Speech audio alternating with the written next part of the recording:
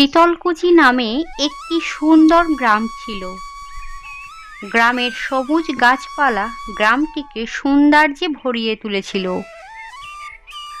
গ্রামটি ছোট হলেও গ্রামের প্রাকৃতিক পরিবেশ মানুষকে খুব আকর্ষণ করত।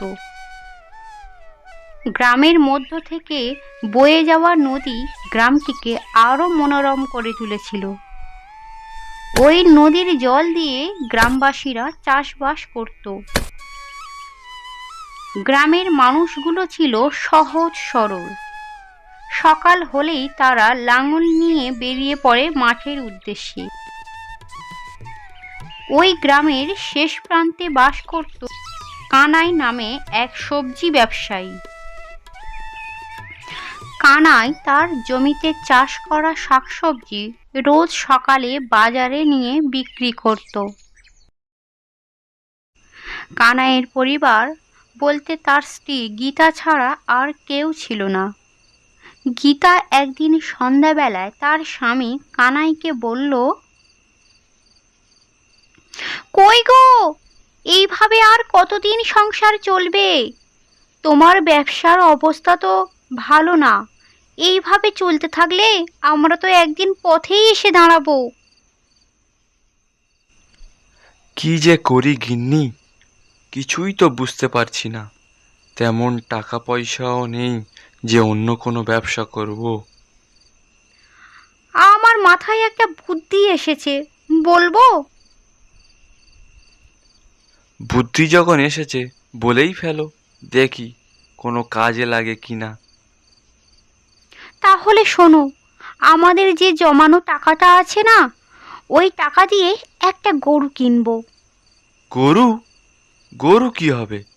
এ আবার কোন আপদ ডেকে আনছো? ধুর বাবা, আপদ হতে যাবে কেন? বুদ্ধিটা আগে থেকে পুরো শোনো, তারপর তুমি না হয় কথা বলবে। আচ্ছা ঠিক আছে, বলো। আমাদের জমানো টাকা দিয়ে একটা গরু কিনবো। সেই গরুর দুধ বাজারে বিক্রি করলে অনেক টাকা পয়সা হবে। বুদ্ধিটা তুমি খারাপ বলনি গিন্নি। কাল একবার হাটে গিয়ে দেখব ভালো তাজা গরু আছে কিনা।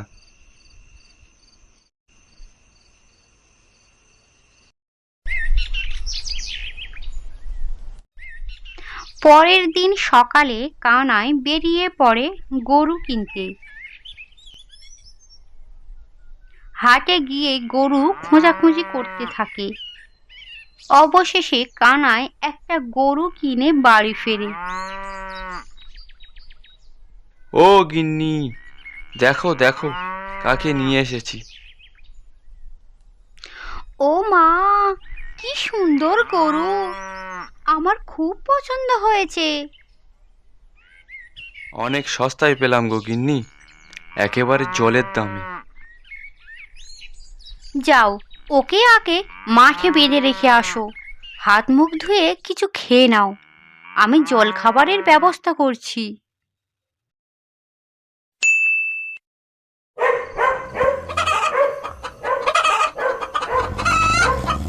কি ব্যাপার, বাইরে এত কুকুর ডাকছে কেন? এত গভীর রাতে চোর এলো নাকি?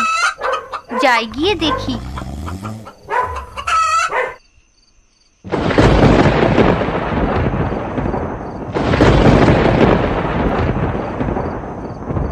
কাউকে দেখতে না পেয়ে আবার গীতা ঘুমিয়ে পড়ে।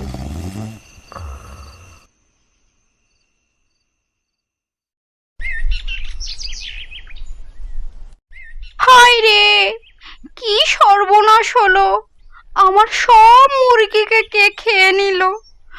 আমি এখন কি করব?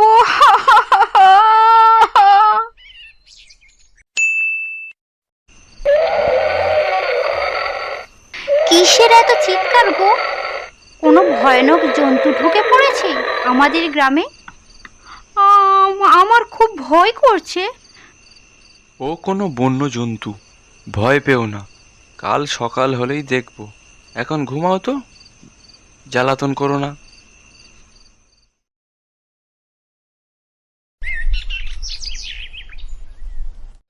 আমার গরুর বাছুরকে নিয়ে চলে গেছে, এখন কি হবে? আমাদের গ্রামে কোন অমঙ্গল নেমে এলো? গ্রামের এমন অবস্থা দেখে গ্রামবাসীরা মোড়ল মশাইয়ের কাছে যায়। মোড়ল মশাই, আপনি তো সব জানেন, আপনি কিছু একটা উপায় বলুন। ঠিক আছে, আজ থেকে আমরা সবাই মিলে দলে দলে ভাগ হয়ে গ্রামকে পাহারা দেব। তোমাদের সাথে আমিও থাকবো।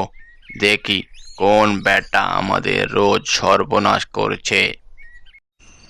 সেই দিন রাতে গ্রামবাসীরা হাতে মশাল নিয়ে বেরিয়ে পড়ে গ্রামকে পাহারা দেওয়ার জন্য।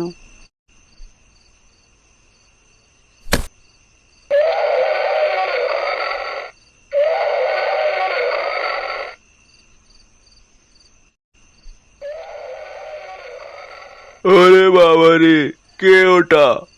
কোথা থেকে এলো? বাঁচাও বাঁচাও, আমায় মেরে ফেললো। মোড়ল মশাই, মোড়ল মশাই, ও করে জন্তু নয়, ও লোক ভয়ানক রাক্ষস, মুখটা গরুর মতো, চোখ দুটো লাল, আমি নিজের চোখে দেখেছি। কোন দিকে ওই ভয়ানক রাক্ষসকে দেখেছিস? শ্যামলদের ওই মাঠের পাশে। চল চল গিয়ে দেখি। এই বলে গ্রামবাসীরা শ্যামলের মাঠের উদ্দেশ্যে রওনা দেয়।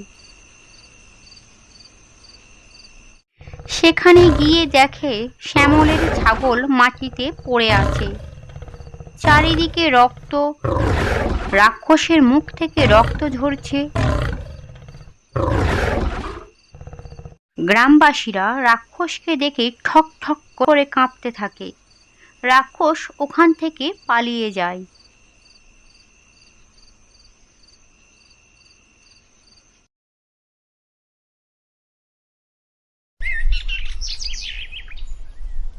পরের দিন সকালে গ্রামবাসীরা মোড়ল মশাইয়ের সাথে আলোচনা করতে থাকে কিভাবে ওই গরুর মুখোশধারী রাক্ষসকে মেরে ফেলা যায়।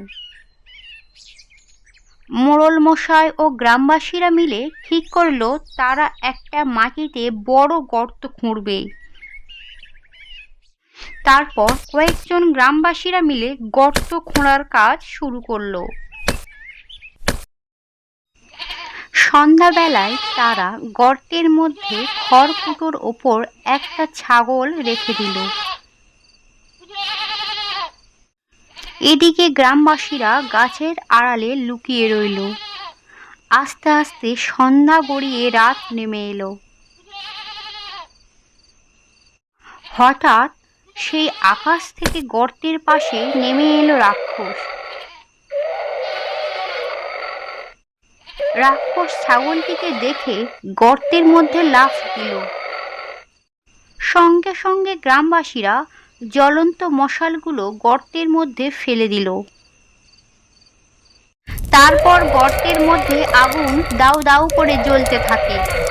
রাক্ষস মুখ দিয়ে চিৎকার করতে লাগলো।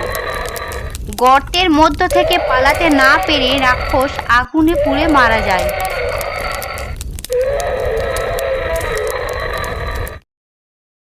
আমাদের ভিডিওটা ভালো লাগলে অবশ্যই লাইক ও কমেন্ট করো এবং চ্যানেলে নতুন হলে সাবস্ক্রাইব করো।